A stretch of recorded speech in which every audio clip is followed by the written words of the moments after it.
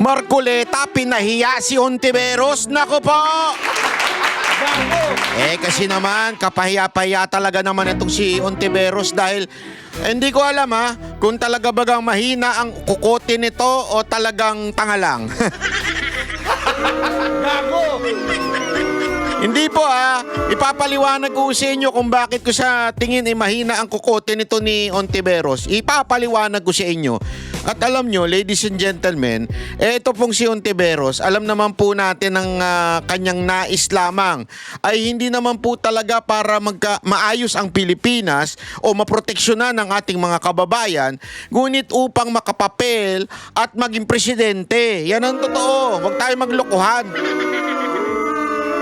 Yang babaeng ambisyosa na yan, may pangarap lang kasi talaga yan, kaya nag-iingay ng ganyan. Alam mo, hindi niya talaga iniisip ang kapakanan ng mga Pilipino. At yan ang ating ipapaliwanag ngayong araw na ito. Dahil alam mo, walang mapapala sa kahit anong kaguluhan. Alam nyo, ladies and gentlemen, sabi nga sa gera o sa war o sa kaguluhan, anumang pag-aaway, wala talaga mapapala. Meron ka bang makukuhang maganda sa pag-aaway? Wala po. Meron ka bang makukuha maayos po sa bangayan? Wala po. Kaya nga ipapakita natin dito na sobrang sablay ng logic ni Ontiveros. Sobrang talaga masasabi mo na, eto, ano ba talaga? Ano ba gusto mo mangyari? Gulo o away? Gago! Hindi ka maintindihan Yan ang problema sa iyo, Ontiveros. Kaya ano ka lang, stay put ka lang dyan. Diba? Masyado kang stay put ka. Ipapaliwanag natin sa inyo mga kababayan kung bakit. Alam nyo, nung ngayong araw na ito, nagsimula na po ang Senado uli mula sa kanilang pagbabakasyon at nabigyan ng oportunidad ang mga senador na ibigay yung kanilang mga saloobin. At ang isa nga pong nangyayari dito dahil sa katarantaduhan ng isang opisyal sa Pilipinas na binaboy yung ibang presidente, nagkakabangayan ngayon. Alam nyo, ulitin natin Ito, napakalinaw nito. Hindi po tayo pro-China Yung mga na magsasabing pro-China tayo, yan po ay isang mababaw na dahilan o mababaw na logic o mababaw na pag-aatake. Ayoko po sa China. Inuubos nila mga babae natin dito. Gago! Biro lang Pero ayoko po talaga sa China. Pero gayon pa man, hindi ibig sabihin nun kailangan mong awayin ang mga Chinese na bansa. As a matter of fact, tayo ang lugi in the long run. Alam nyo, eto makinig kayo mabuti. Ako po, alam nyo naman ako, di ba, gusto natin si Donald Trump. Pero kung iisipin mo nga, hindi ba kayo na nagagambala na kung saan itong supposedly kaibigan natin na Amerika o si Trump ay tila ang bait, ganito, pinupuri ang presidente natin, pinupuri ang Pilipinas, sinasabing we are a brother, ganyan. Pero pag titingnan mo naman yung kanilang pinapataw na tax sa atin, pag tayo ay mag-i-import mula sa kanila o di kaya ay hindi pala mag-i-import, mag-tariff. Ibig sabihin, mag-i-import mula sa kanila, mula sa atin papunta sa kanila. Yung ini-export natin ay may tariff na sobrang taas. Bakit ganun? Akala ko ba magkaibigan tayo? Akala ko ba brother nyo kami, little brother ang tawag nyo sa amin? Pero yung ibang bansa, binaba nila yung tariff nila. Binaba nila yung para bagang tax na pinapataw dun sa mga ibang bansang nag-e-export sa kanila. 'Di ba? Pero tayo, ang taas-taas. Buti pa nga ang ito hindi kung kukumpara mo yung dalawa, buti pa nga ang China 'Di ba? Tayo nakikinabang economically nakikinabang po tayo sa dami nating ini-import mula sa kanila at hindi po ganun kataas. As a matter of fact, ito. Sa isang perspective na negosyante, ito isipin ninyo mga kababayan Ngayon, nalulugi na yung mga mall. Honestly, nalulugi na ho yung mga mall. Bakit? Kasi yung mga mahal sa mall, nakikita natin yan, di ba? Pumunta kayo, ayoko na lang magbanggit ng pangalan ng mall. Pero yung mga nakikita nating mga mamahalin sa mall, ang mura na ngayon. Sa Lazada, sa Shopee, sa TikTok, sa Timo. Di ba? Although hindi ko sinasabing lahat ng binibenta doon legit. Marami rin naman budol o scam. Pero sa totoo lang, marami ho doon nanggagaling sa China. Halimbawa na lang, ito, yung mga simpleng mga kagamitan sa bahay like tissue, paper towel, yung mga ganyan, ang mahal-mahal pag binili mo sa mga store, yung physical store o di kaya grocery. Pero doon, makakabili ka ng mura. Kasi nga, galing po China, galing po ko sa kanila yan. At pagka, akala ko nga nung una, kasi siyempre, di ba, meron tayong connotation na galing China yan, hindi maganda ang quality niyan. Baka noon. Pero ngayon hindi ho. Sa katunayan siguro sa mga ginagamit kong pambahay, talaga naman napakarami galing sa China at maayos po. Anong ibig ko lamang pong sabihin? Sila ho yung may advantage na pagdating sa ekonomiya. Ibig sabihin, talagang karamihan na ini-import natin doon. Alam mo yun, karamihan kinukuha natin doon at mas mura na isipin nyo na lang ha. Isipin nyo na lang. Okay? Yung mga produkto ng China wala sa atin. Lahat ay manggagaling mula sa Europa, mula sa Amerika, sa West. Di ba? Lahat manggagaling doon. Sigurado ko mas marami pang mahihirapan sa atin sa sobrang mamahal. Tama, mali. Pero kung iisipin natin, ang dami nating nai-import mula sa China na mas mura, di hamak. Pero galit na galit tayo. Gusto nating awayin. Again hindi ko po sinasabing wag ipaglaban yun. Dapat nating ipaglaban dyan sa WPS. Hindi yan ang sinasabi ko. Ang sinasabi lang natin, dapat tignan natin ang mas malawak ang mga maaaring consequence pag tayo ay nakipag-away sa China. At ang ganda ng punto ni Senator Marcoleta at ni Senator Robin pagdating po sa issue na yan. Eto, ipapaliwanag ko sa inyo, ipakita natin, natire-reactionan po natin Tingnan ninyo yung bangayan ni Marcoleta at ni Ontiveros at dito pahiyang-pahiya si Ontiveros dahil kitang-kita mo na walang alam itong si Ontiveros. Pwede po bang makapagtanong ng mga ilang katanungan lamang, Your Honor, para po sa ikababatid pa ng ilang mga bagay-bagay patungkol po sa inyong privilege speech. Gladly po, Mr. President, sa Ginoo mula sa Pampanga at Tarlac. Plastic. Salamat po. Nung nakaraang linggo po, Mr. President, ako po ay inimbitahan ng bagong ambassador ng China doon po sa kanilang embassy na parang residente rin dito sa Makati. Ay nako, pro-China ka pag ganun. Gago! Hindi, ganyan yung mga tanga mag-isip inimbitahan ka ng China, pro-China ka, animal ka, ganun. Gago! Ganyan yung mga troll farm. Ganyan yung mga inutusan. Ewan ko kung si Ontiveros ba nag-uutas niyan o yung Malacanang. Pero ganyan sila mag-utos. Basta nag-comment about China, favoring China, pro-China yan, pro-China. Ang po ay nagpaunlak sapagkat ipinadala po nila yung invitation sa akin. Isa po sa napag-usapan namin, Mr. President, ay kung paano po natin talaga magawa ng paraan na mawala po yung pag-iiringan, pag-aawayan at sana ay ma-stabilize po natin, ma-de-escalate po yung nangyayari po sa ngayon sa pagitan ng ating dalawang bansa. Ang sabi ko po sa kanya, Mr. President, ganun din po ang pakay ng aming bansa. Sino naman kako ang papayag naman na sa araw-araw kako na ginawa ng Diyos sa atin ay puro na lang kaguluhan ang nakikita. Hindi magiging pabor sa atin at sa ating mamamayan.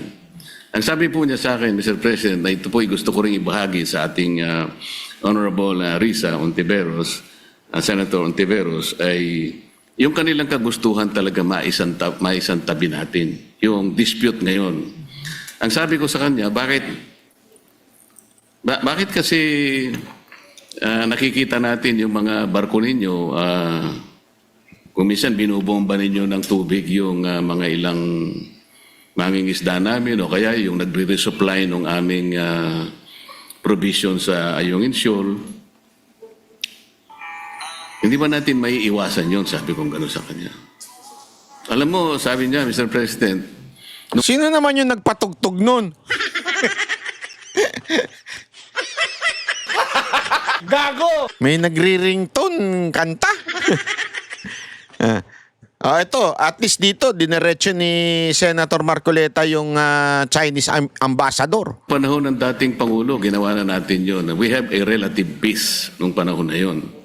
Ang problema sa ngayon ay, maski ikaw, makikita mo naman, binanggit niya po yung nangyari sa ginawa yata ng spokesman o spokesperson ng Coast Guard.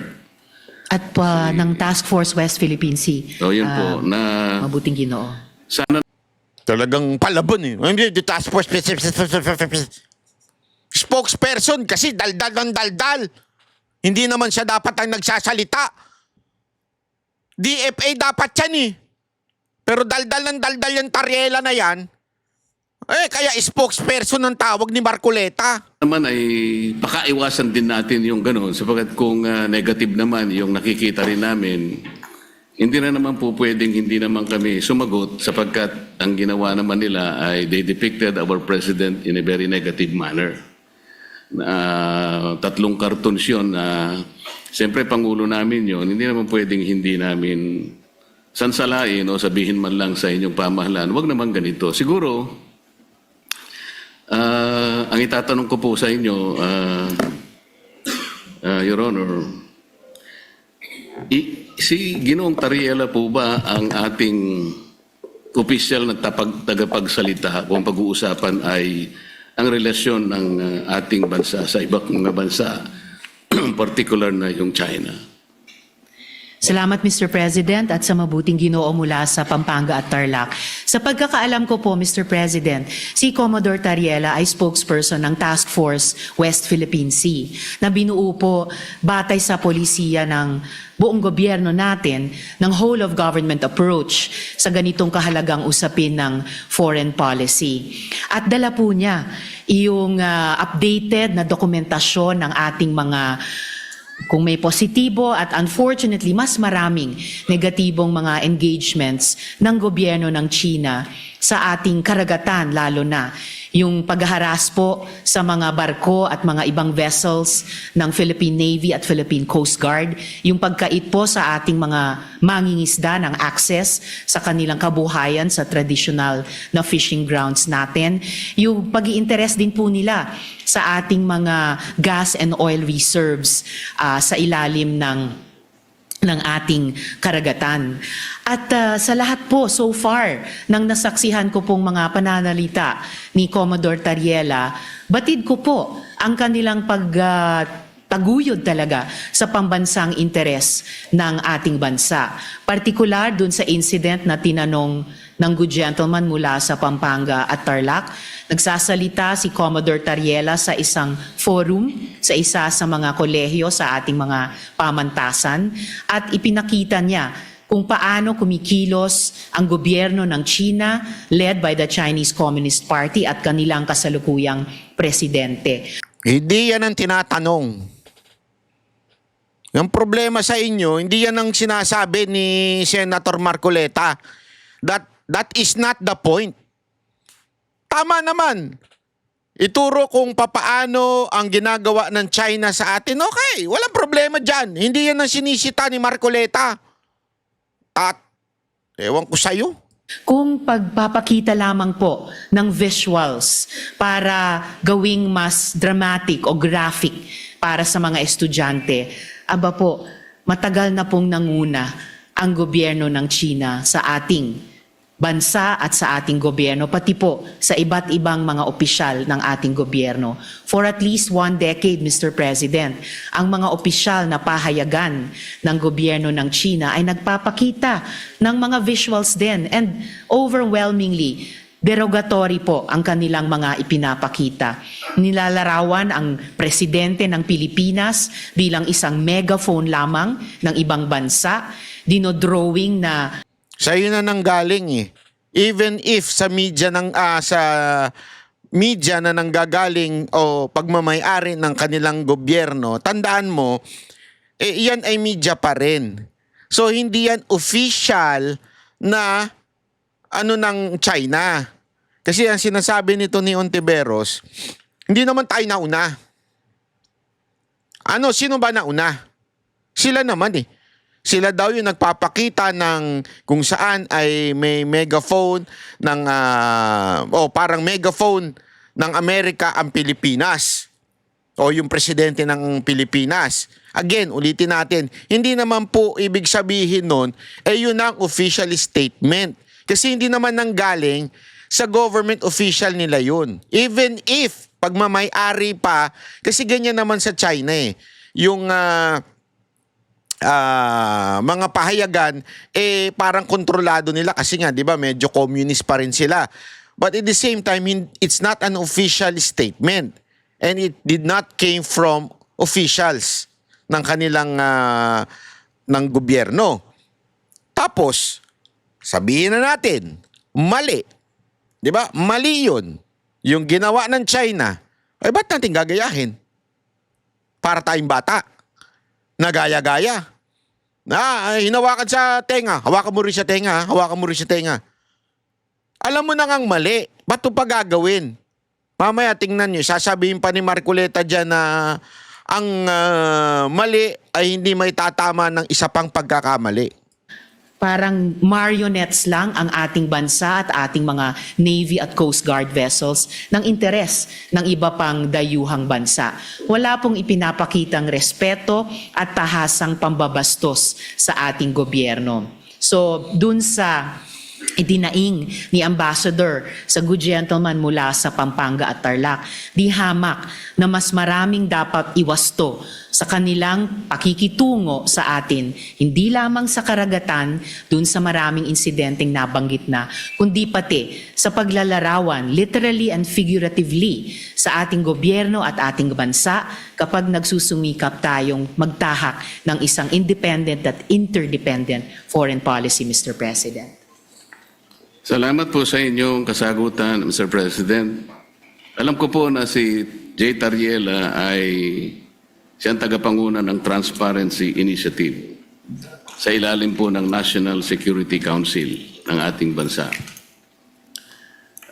Ang Transparency Initiative po, Mr. President, ay yung tinatawag na assertive transparency or measured transparency.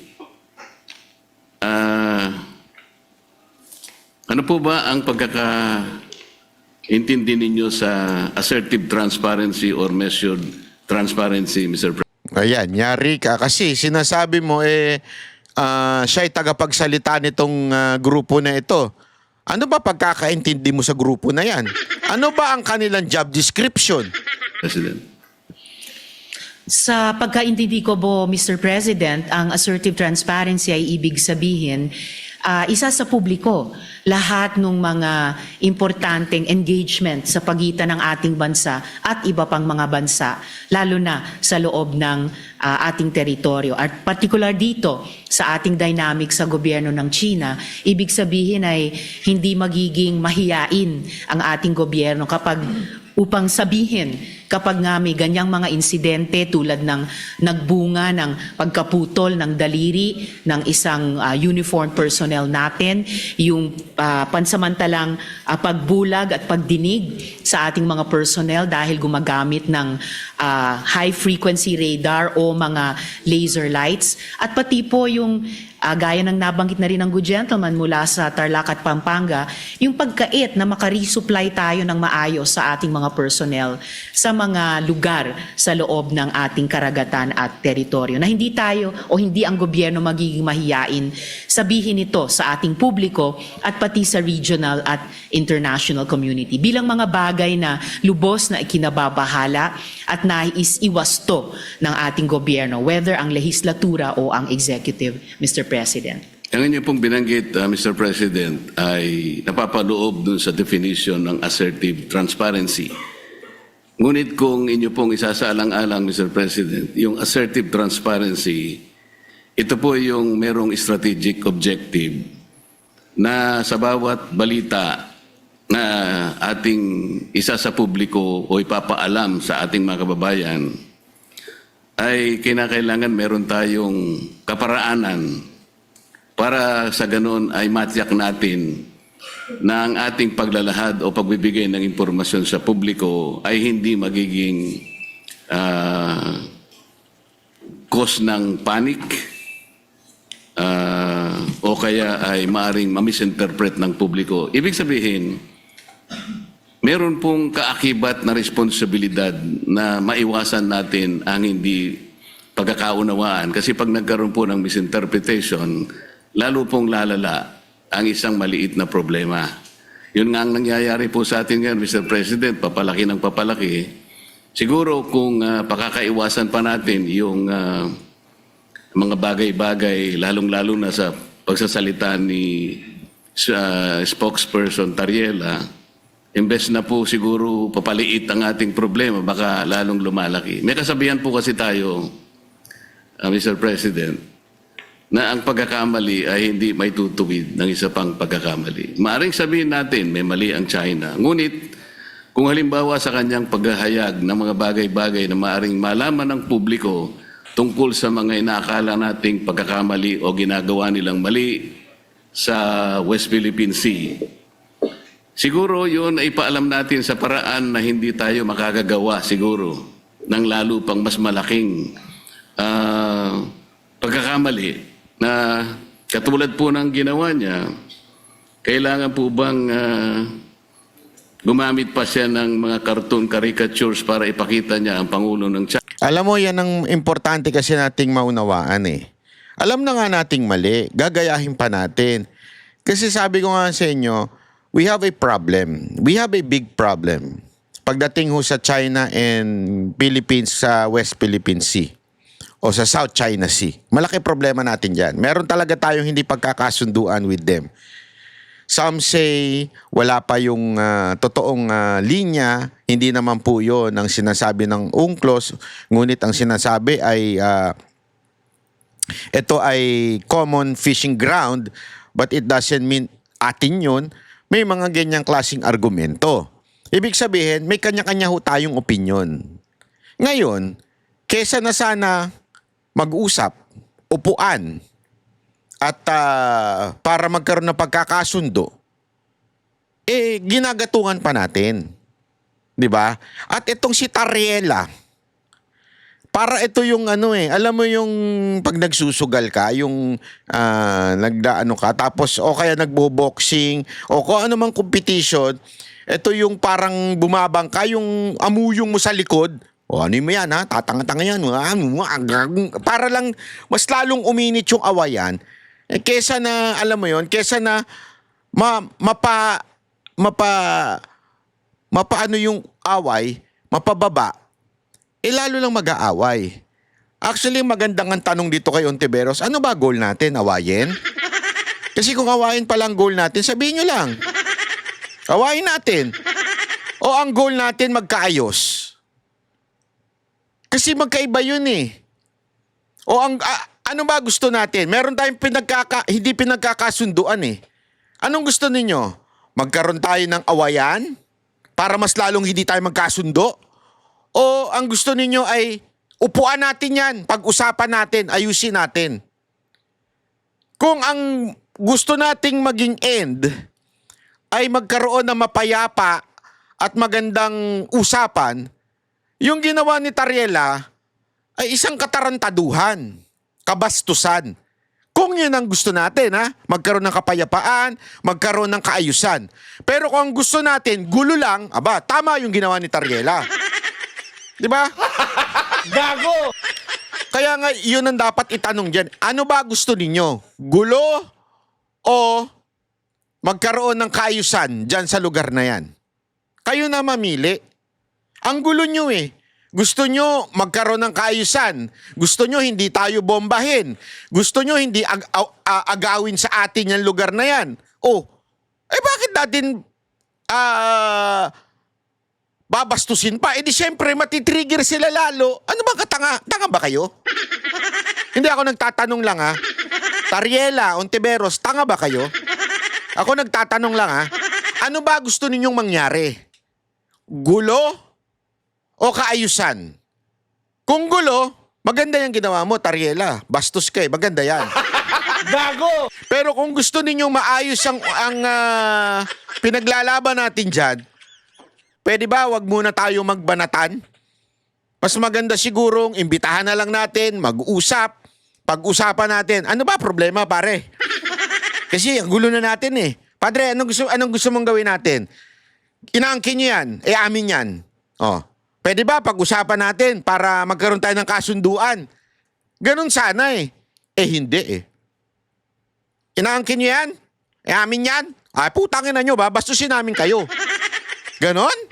Sanggano ba tayo? Alam natin sanggano yung style nila na binobomba ng tubig. Oh, alam na natin yon. Gusto nyo ganun din ang ibalik natin para mas lalong magulo. Tama, mali? Guluhin natin para mas malalong magulo. Bastusin din natin.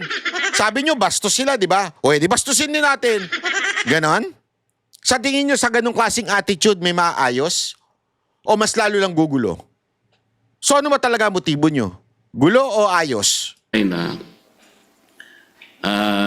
sa isang negative at isang nakakahiyang mga pamamaraan. Alam po ninyo, Mr. President, dito sa ating tinatawag na West Philippine Sea na kinukuwenta nga nila yan, ito'y halos equivalent ng ating exclusive economic zone. Mas marami pa pong features ang Vietnam na okupado kaysa sa China. Meron din pong features na nasa loob ng ating West Philippine Sea na ngayon ay sinakop o occupied ng Malaysia. Tinanong nga ako ng Chinese ambassador, sana man lang o kaya gusto naming mangyari kung paano nyo pinakikitunguhan naman ang Vietnam sapagkat claimant din naman sila, pare-pareho tayong claimant. Sana hindi naman yung paraan na parang kami masyado naman kaming kontrabida. Yung Malaysia, nandun din naman. Pagpupunta rin naman yung barko ninyo doon, tinataboy din naman kayo. Totoo naman po yun, Mr. President. So, sa ganito pong mga sitwasyon, kaya ko po naitanong kanina, Mr. President, kung si Ginoong Tariela ang pinaka-spokesperson ng ating bansa, kung pinag-uusapan ay foreign relations.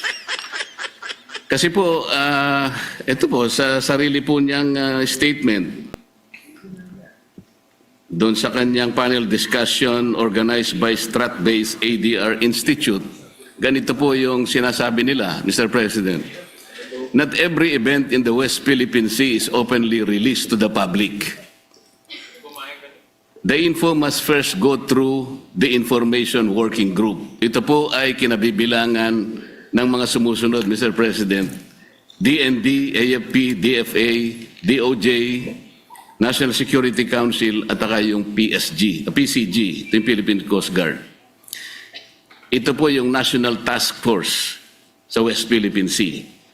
Kapag ka po yung IWG, ito po yung ay na-process na po yung information at nagkaroon ng desisyon na i-release, tsaka lamang po i-release. Ibig sabihin po nito, talagang pinakaiingatan din natin na kahit paano ay makagawa tayo ng diplomatic kings or whatever.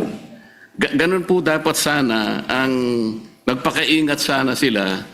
Lalong-lalo na nga po ay meron na nga tayong problema.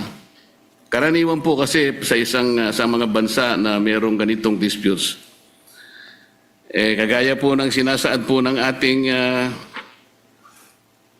Book 4, Title 2, Chapter 1 ng ating Executive Order 292, Mr. President, ito po yung tinatawag nating Administrative Code of the Philippines. Pagka pinag-uusapan po ay foreign relations talaga, ay ang Department of Foreign Affairs ang dapat po sana ang opisyal na magpapaliwanag o magko-convey ng ganong klaseng pagpapaliwanag o anumang gustong i-convey sa ating mga karatig bansa. Ginoong Pangulo, masasabi po ba natin na si Ginoong Tariela ay nakikipag-coordinate sa bawat salitang bibitawan niya sa publiko, lalong-lalo na yung sinasabi niya na kailangan informahan ng public? Kiniklear po niya kaya ito sa Department of Foreign Affairs, gayong ito ang official organ ng ating pamahalaan? Hindi nyo ba naisip? Ito hindi nyo ba naisip bakit mas maingay si Tariela kesa dito sa DFA? Na supposedly DFA dapat ang pagdating ho dyan sa issue ng foreign relations. Alam mo kasi ganito yan eh.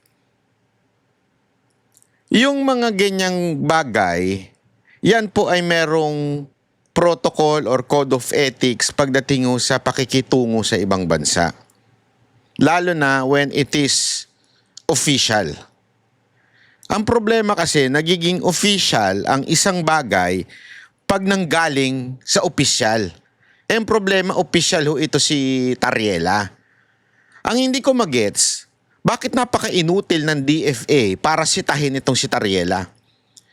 Kasi dapat sila ang nakikipag-ugnayan.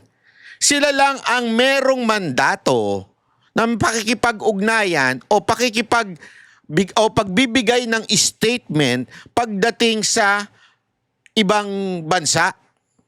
Kaya ka nga yan, Department of Foreign Affairs. Putang, tumalsik pa ilaway ko, animal ka. Dahil sa kawalang yaan nyo. Sorry naman. Intense lang, hayop kayo. Nagigets nyo ibig ko sabihin? Kaya nga tayo may DFA eh. Foreign Affairs. Sila ang merong nakakasakop na departamento ay yung Foreign Affairs. Unless that is really our sentiments, statement, di ba? Eh okay lang. Sabihin nyo, DFA, si Tariela ang aming spokesperson. Gago! Hindi eh. Bida-bida itong mama na to. Iba naman ang trabaho mo, Brad eh. Di ba? Iba trabaho mo sa trabaho ng DFA. Pangalawa, sana marunong kang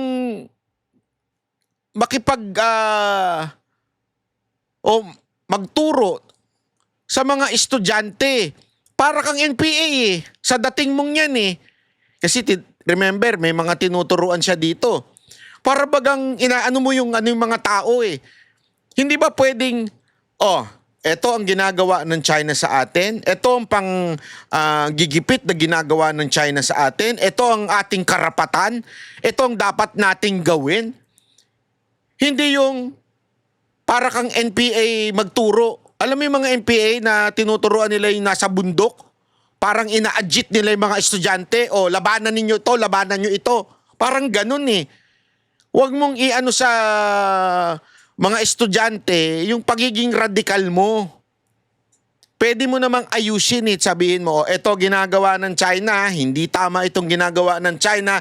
Dapat tayo'y manindigan. Dapat ganito ang ating approach kasi this is the way.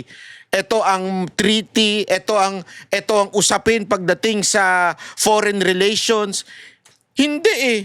Para kang gumagamit ka pa ng mga ganyan-ganyan para makarelate. Ano ka, geng-geng? Gago!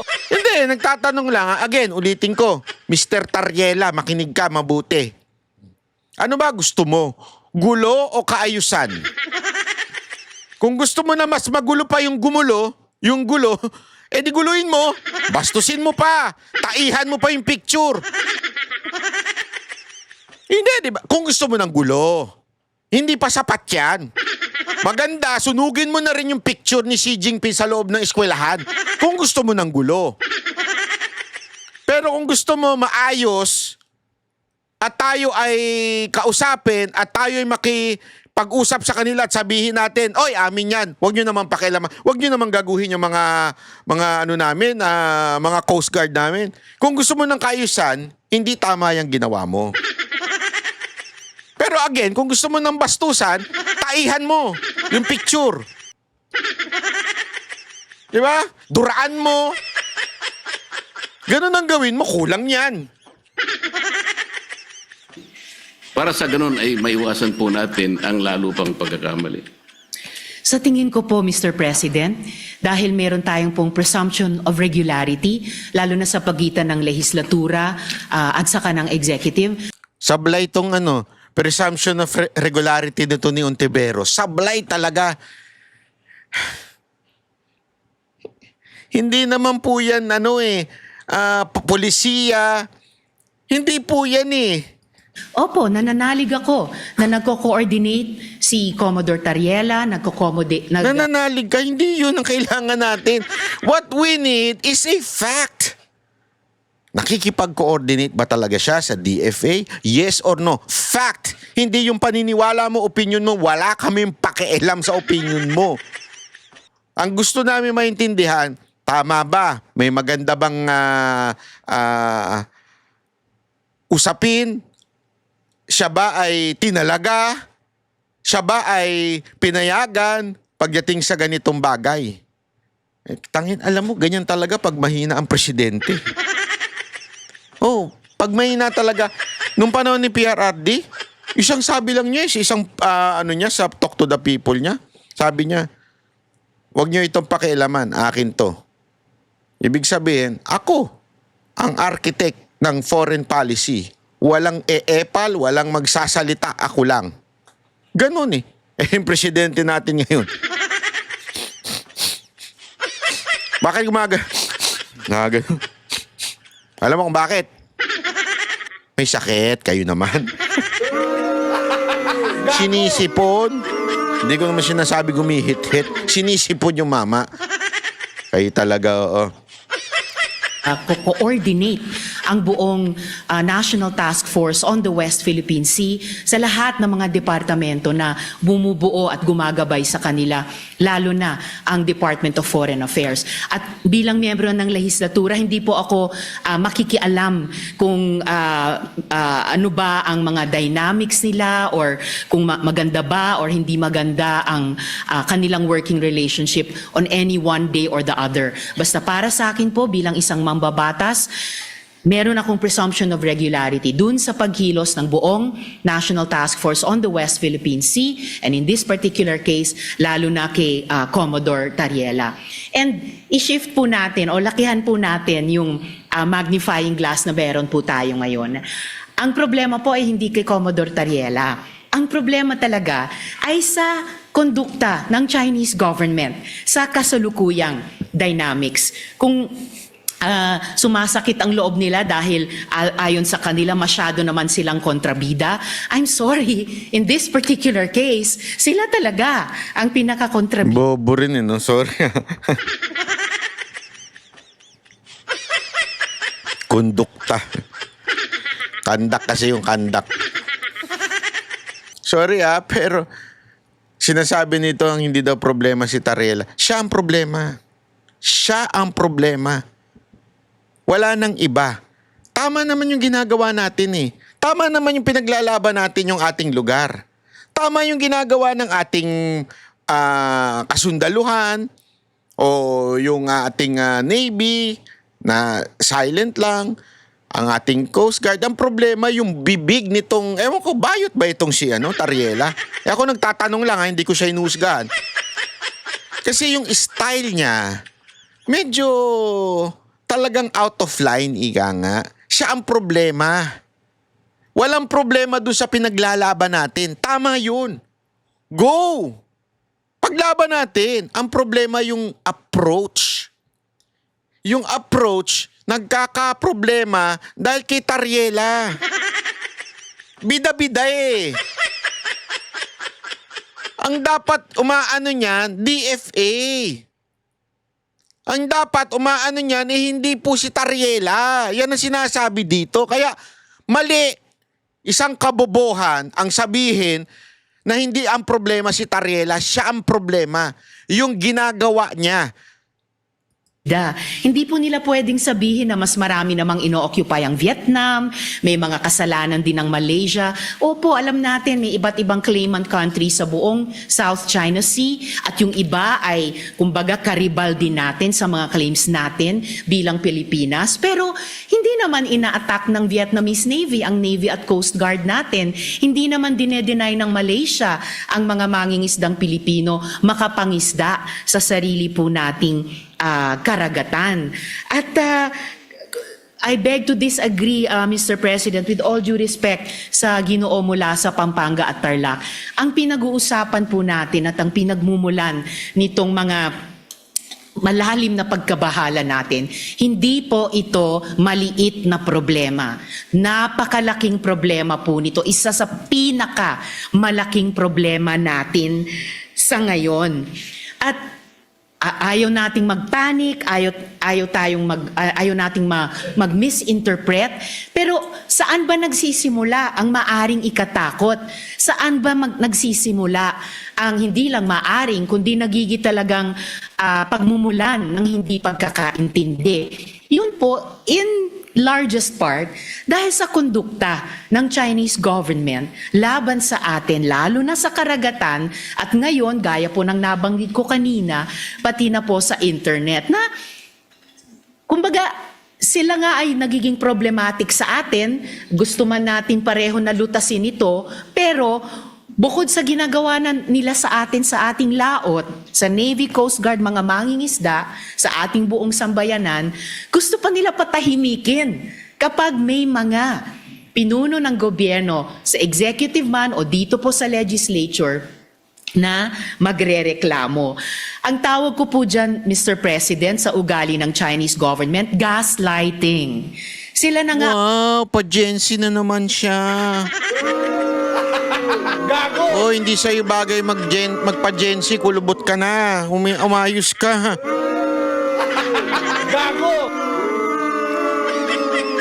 Gumagawa ng mali, mamasamain pa nila kapag pinuna ng ating panig, ng ating gobyerno, tayo pa ang may kasalanan at sila pa ngayon ang biktima.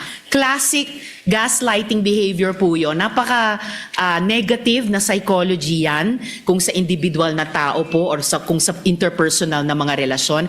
And dapat huwag gagawin yan. Huwag gagamitin yung ganyang cheap tactic nila. Alam mo, nagpipilit to magpakamasa, no? Totoo, nagpipilit siya magpakamasa, pero lumalabas yung hindi naman siya marunong magtagalog talaga na maayos. Lalo na po sa foreign relations. Lalo na kung totoong gusto nilang lutasin natin ng maayos ang hindi maliit, kundi napakalaking problema nito, Mr. President. Mr. President, sa tanong ko po kanina kung kinukonsulta ni Ginoong Tariela. Ang haba kasi ng sagot eh. Yun lang naman ang tinatanong, kinukonsulta ba ni Tariela?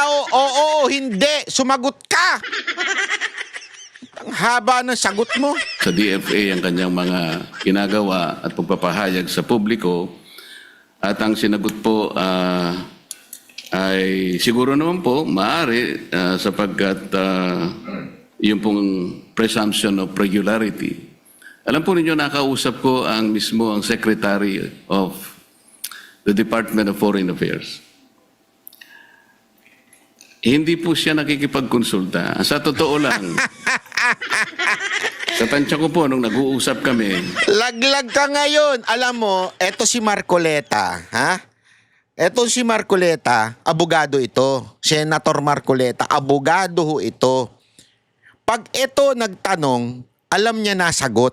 Paulit-ulit niya sinasabi yan sa gana ng mamamayan. Kasi ano ko dun nanunood ako pag siya guest dun Alam niya, pag siya nagtanong, alam niya nasagot. Kaya never kang magsisinungaling dyan. Katulad niyan, sinasabi ngayon ni Ontiveros, na kesyo meron pa siyang sinasabi na para bagang sa pagkakaintindi niya, talagang nagko-coordinate si Tariela sa DFA. Pahiya ka ngayon. Kasi si Marcoleta mismo, nakausap niya yung DFA secretary at sinasabing hindi nakikipag-coordinate. Kaya, Ontiveros, pahiya ka kay Marcoleta.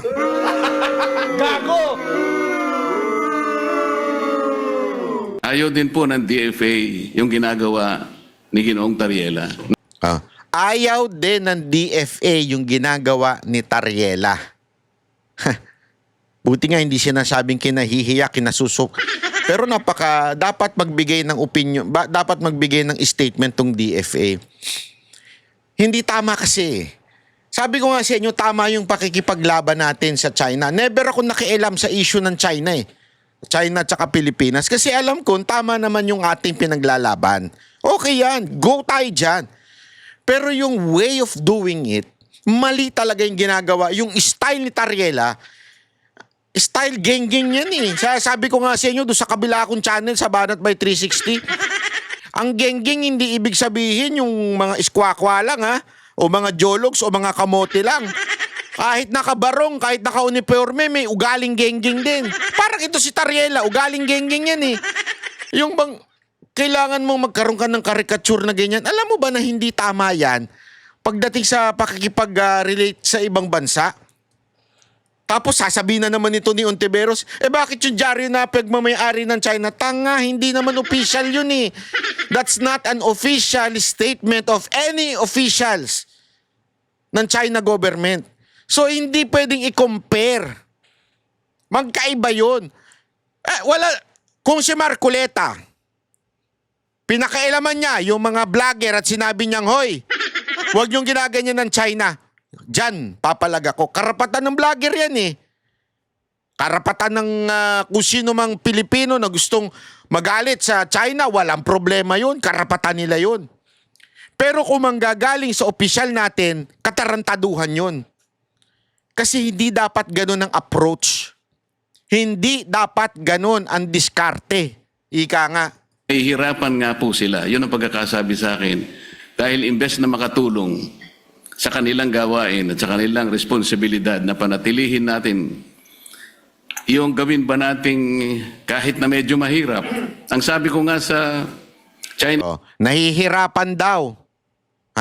Nahihirapan daw etong DFA sa ugali ni Tariela. Gago! Ambassador, Mr. President, alam kong mahirap ang kalagayan natin. Pero kung papayag ka na ikaw baka ako naniniwala na pwede tayong magsimula na ang lahat ng isipin natin, lahat ng gawin natin ay mga bagay na pwede natin pagkaintindihan. Pwede tayong magkasundo. Doon tayo mauna. Iyon ba naniniwala ka? Naniniwala po sila, Mr. President. Kapag nagsimula tayo sa mga bagay na pwede natin pagkasunduan, halimbawa, sabi ko, yun na lamang akong mga isda. Alam ko, ako, ang isda. Walang may-ari niyan. Common yan Yan pwede nating pag-umpisahan sa pamagitan ng traditional fishing rights. Sapagkat yung prinsipyo niyan, sabi kong ganyan, although it is covered by international law, hindi ka ako pinag-uusapan dyan ng teritoryo. Kasi kapag ka ang pag-uusapan, napunta na sa teritoryo, problematic na Pero pag-usapan muna natin ang mga isda.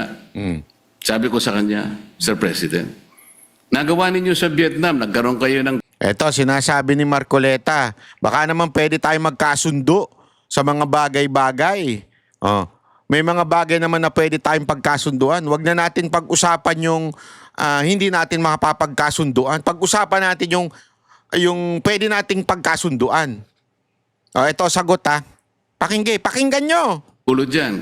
Pero bakit nyo nagawa? Nagkaroon kayo ng agreement na partisyon nyo ang isang sukat ng karagatan doon sa Tonkin Gulf sa Vietnam.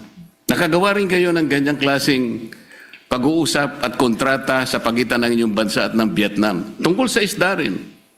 At kahit maigting ang labanan ninyo sa pagitan ng ng Japan at ang bansa ninyo, nagawa nyo rin sa Japan.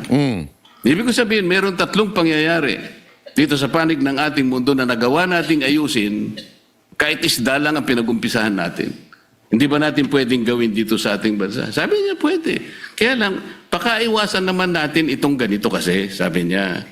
Kami naman nakahanda naman kami. At alam ko, Mr. President, nabasa ko sa dyaryo kaninang umaga, 17 yata sa ating mga fishermen ang kanilang sinalba. Mga bagay na po. Wag mong anuhin yan. Hindi bad news yan. So hindi pwede yan. Magagalit sila pag hindi bad news. Kailangan yung kabastos-bastos. Hindi naman nating pasalamatan din sila. Kasi po kung ako po, ayoko din ang ginagawa nila. At sinabi ko rin naman sa kanya ng harapan. Bilang Pilipino, sabi ko, masakit naman ka kung makita ko yung aming mga mangisda na talagang kinakanyon yun ng tubig. Naintindihan naman namin yun, sabi niya. Kaya ang gusto namin, makagawa tayo ng mapagumpisahan natin. Ngayon, kung halimbawa si Commodore Tariela, habang nag-uusap tayo, nagpapakita ng ganitong mga memes at saka yung mga caricatures na negatibo, Mr. President, hindi po nakakatulong eh. So ano po ba yung ating moving forward? Wala na ba tayong gagawin kundi puro patutsadahan na lang? Hindi po makakabuti sa pagitan ng dalawang bansa natin. Kaya lang naman po ako tumayo para imungkahi ang ilang bagay-bagay sana na makakatulong.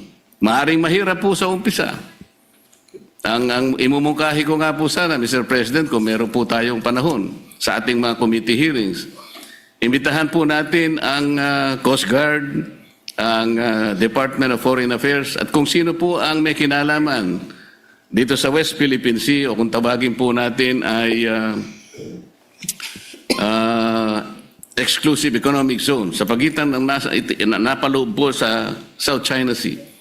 Para po yung komplikasyon po dito na napakarami, kasi yung batas po natin at yung ating administrative issuance na nangyari sa mga nakarang araw at yung mga ginawa nating batas kamakailan lang, hindi ko nagkakamali 2024, hindi po consistent talaga eh.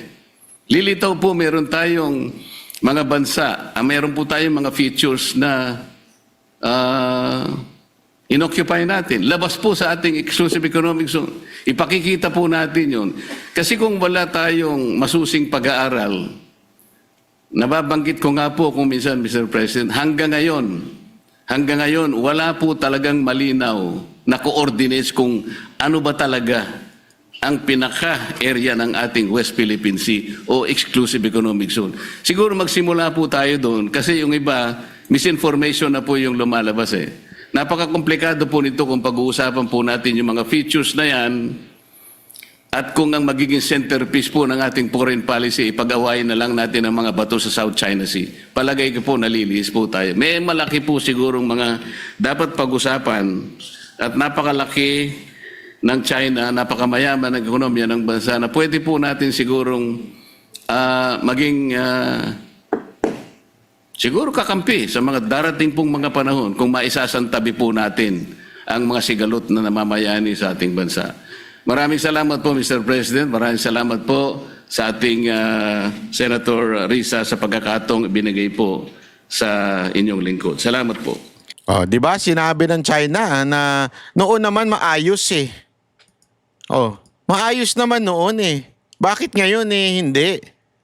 Iyon na nga ang problema eh, mga kababayan eh. Bakit ngayon hindi? Eh kasi nga si Tariela.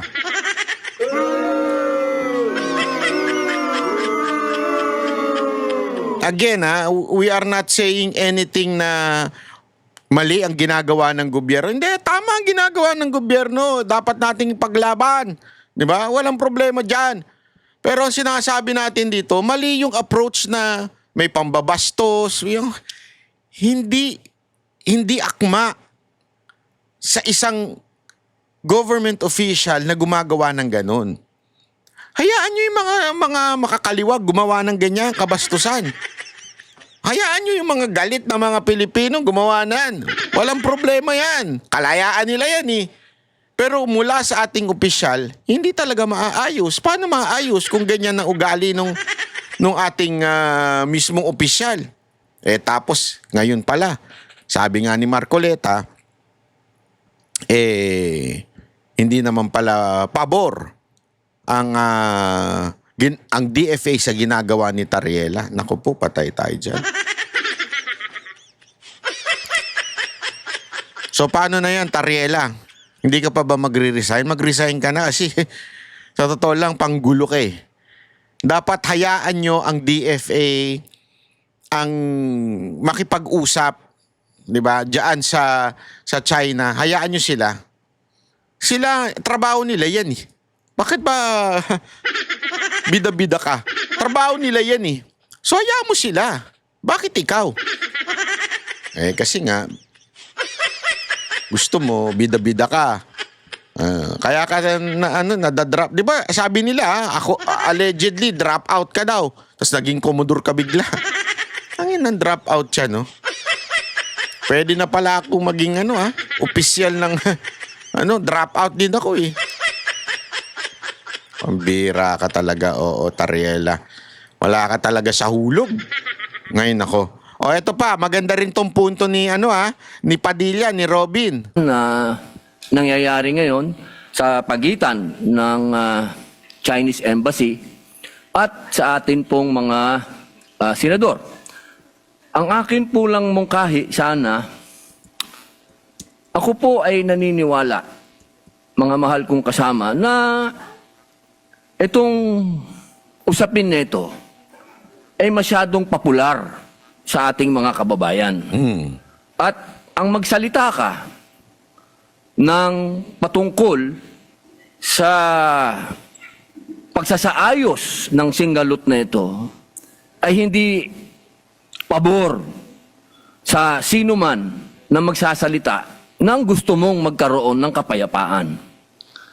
Pero sa usapin nito, ako po ay tatanggapin ko kung ano ang sasabihin ng mga tao sa akin. Kung sasabihin nilang, pro-China yan.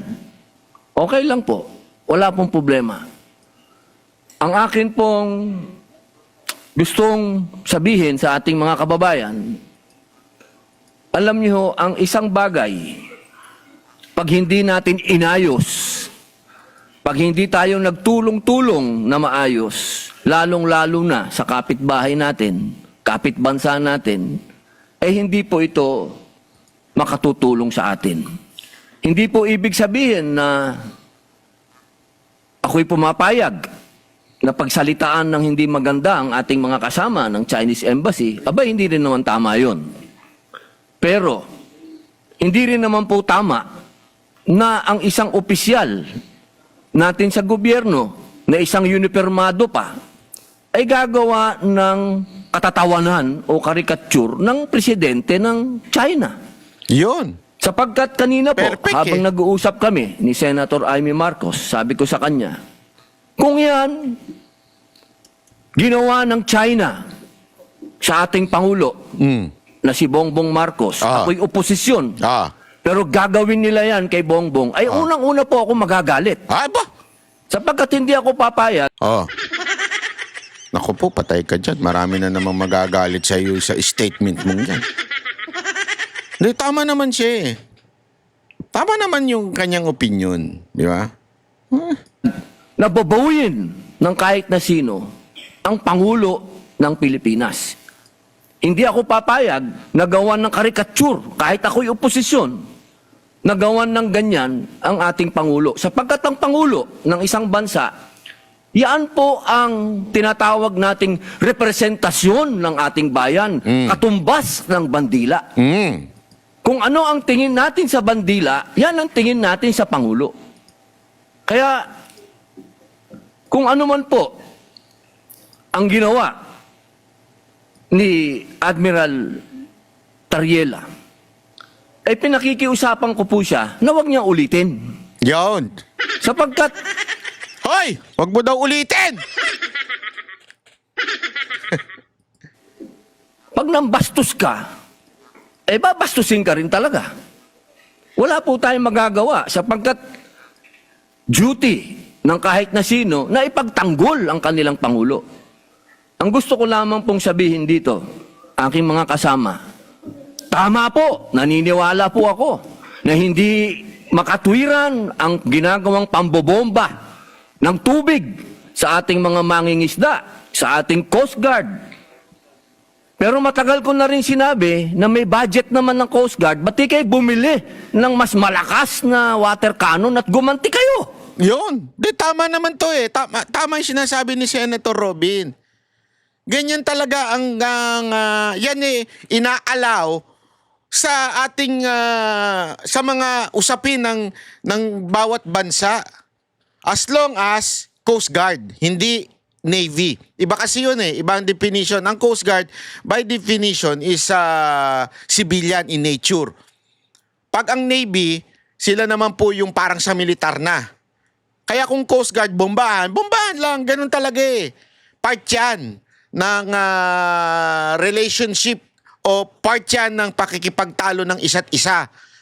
Ano yun? Ginagawa talaga yun eh. Hindi naman po pwede na lagi tayo magpapaawa. At parehas naman kayong tinatawag natin tanod ng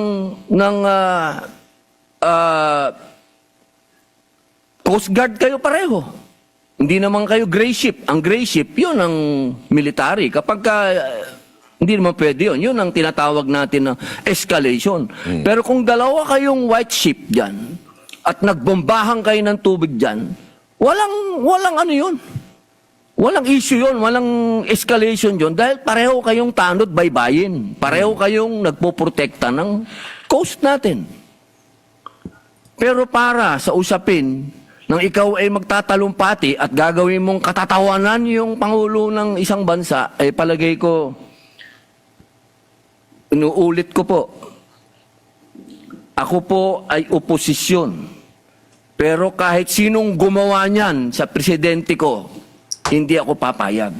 Ako'y tatayo din at talagang makakatikim din sa akin yun ng mga salitang hindi niya makakain.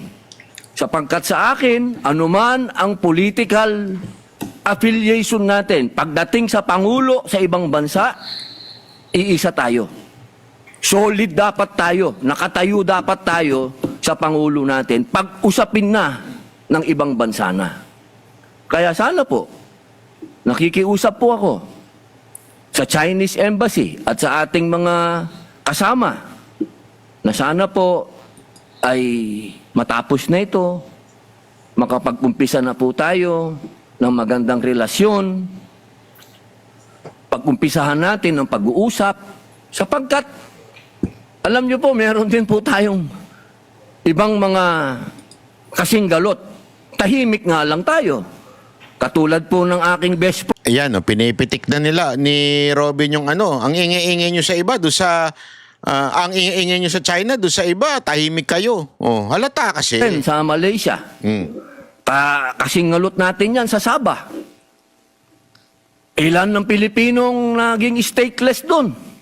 Ilan ng Pilipinong diniport nila? Pero naging tahimik naman tayo. Wala naman akong naririnig.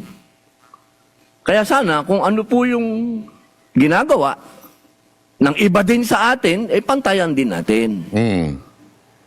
Alam nyo, masakit sa akin magsalita ng patungkol sa Malaysia dahil kapatid kong mga Muslim yan. Pero ini-example ko lang po sa inyo na meron din tayong problema sa ibang lugar na meron din ginagawang pang-aabuso din sa atin na hinihingi ko din na magsalita din kayo. Yun. At sana, bilang panghuling salita, alam nyo, nung kailan lang, nagkita kami ni General. Anyway, yan po yung point ni Robin Padilla. Simple lang naman eh. Di ba? Bakit ba hindi natin, na lang, maayos ba nakikipag-usap? Ayusin, at talagang kung kailangan natin ng approach na kung saan direkta nating silang komprontahin, we can do it. That's why there is DFA. Yan ang trabaho ng DFA, hindi lang para sa passport. Kasi akala ninyo, passport lang ang DFA. Foreign affairs nga eh. Anything that involve other countries, our relationship with other countries, sila yan eh. Tama, mali. O bakit ba ito si Tariela, panggulo talaga ito eh. Sa totoo lang, panggulo talaga ito. Dapat ito matanggal sa gobyerno. Nakawawa eh. Nadadamay tuloy yung yung ating mga kababayan na supposedly sana naaayos na. Kasi remember yan ang sinabi mismo ng China noon eh. Pati sinabi ni Marcoleta eh. Nung panahon naman ni Pangulong Duterte meron, nag-aaway kami, nag-aaway, ibig sabihin pinaglalabanan, West Philippine Sea, pero nakakapangisda, pinapayagan. Kasi nga, nag-uusap, nagko-compromise, ika nga. Kasi alam mo, normal yan. In any relationship, it is normal na magkakaroon talaga ng hindi pagkakaintindihan. In any relationship, whether magjowa, mag-asawa, kumpanya, business partner, magkakaroon talaga lagi ng conflict. It's part of any relationship. Pero, ang importante doon, marunong kang mag-compromise. When you say compromise, mag-give way. Bigay ako ng konti, bigay ka naman ng konti. Magkaroon kayo ng konting kompromiso, ika nga. 'Di ba? Lagi yan. In any negotiation, dapat there is a compromise. Sanay tayo dyan eh. Tayong mga Pilipino, yung tawaran. Sinabing 100. 50 na lang. 75. 60 na lang. Ang tawag dyan, compromise. Yan din ang simpleng paliwanag natin sa China. Kesa na, ito yung ginawa ni Tariela. Halimbawa, style nung ginawa ni Tariela. Magkano yan? 100. 100! Putang ina, mahal-mahal naman yan. Ano ba yan? Ginto ba yan? Ano? Sa tingin mo, yung nagbebenta, ano sasabihin sa'yo? Di, bumunta ka na sa iba, mumurahin pa ako. Babastusin mo pa ako, bumunta ka sa iba, bahala ka. Ano nangyari? Nagkaroon ng maayos na kasunduan? Hindi. Bakit? Kasi the way you do it, binastos mo kaagad, paano kami makikipag-usap sa'yo? Paano tayo magko-compromise? Binastos mo na nga. So the best way to do it is simple, baka naman pwedeng ganito na lang. Hindi siya pumayag. Ganito na lang. Hanggang mag-meet kayo, hanggang naging 75 pesos na lang yan, o naging 60 pesos na lang. Kasi nagkaroon ng kompromiso. Nag-meet halfway, ika nga. Hindi eh. Diba? Kaya nga sabi ko sa inyo, kung ang gusto lang ni Tariela ay magulo, maganda yung ginawa niya. Kulang pa. Diba? Maganda yung ihian niya pa. Hindi lang taihan, ihian niya pa yung picture. Kung gusto niya ng gulo. Pero kung gusto mong maayos yung relationship sa ibang bansa, can we just sit down and let the mature people talk? Ang problema kasi dito kay Tariela, parang bata. Let the matured people, yung mga nasa DFA, let them be the one to talk. Sila mag-usap. Sila ang magbangayan. Kasi sila, trabaho nila yun. Yan yung ine-emphasize naman ni Marcoleta, trabaho ng DFA yun. Hindi trabaho ni Tariela yun. Ulitin ko ha, this is not about pro-China. We need to fight for what we are fighting noon pa. We need to fight over that. Atin yan, okay, atin yan. Pero pag-usapan natin para mas magkaroon ng kompromiso. Hindi yung ganyan, ang gulo-gulo nyo. Bastusan kayo. Di ba? Hindi eh. Yun lang mga kababayan. Sana medyo maliwanag po itong ating sinasabi. At dito napahiya si Ontiveros dahil ang linaw ng sinabi ng DFA. Kahit sila nahihirapan dahil sa style ni Tariela. Di ba?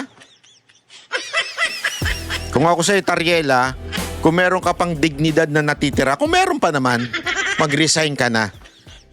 Kung meron ka pang dignidad na natitira, kasi nanggugulo ka lang eh. Lalong hindi maaayos yung usapin dyan pag may mga diskarte mong ganyan. Mas maganda, umupo, pag-usapan, mag-diplomatic protest, paulit-ulit, gawin, palagan. Palagan ha, palagan. Hindi ko sinabing tatahimik tayo. Papalagan natin. Pag binomba, bombahin din natin ng tubig. Kaya nga sabi ni Robin, pondohan natin yun. Ang putang inay, daldal kayo ng daldal dyan eh. Pero hindi nyo pinupondahan eh. Yung mga yung mga allotment nyo, mga insertion nyo, wala naman sa DND. Sa Department of National Defense, ibigay nyo doon para magkaroon ng dagdag na bomba. Di ba? Ang dami-dami dyan eh. Gusto nyo, kunin nyo na lang yung mga nasa KTV. Para bobomba sila doon. Di ba? Titigil na yung mga yan. Ang hilig naman ng mga inchik sa mga JTV, KTV, di ba? O isipin mo kung mga babae nandyan. O iaharap, magbomba sila. Pak! Ganon. O di titigil na sila. Biro lang yun, joke lang yun. Baka may magalit dyan. Hindi ba? Anyway, maraming salamat po. Ako po si Banat Bay. Magkita-kita ulit tayo. Bye-bye. Ay, mali.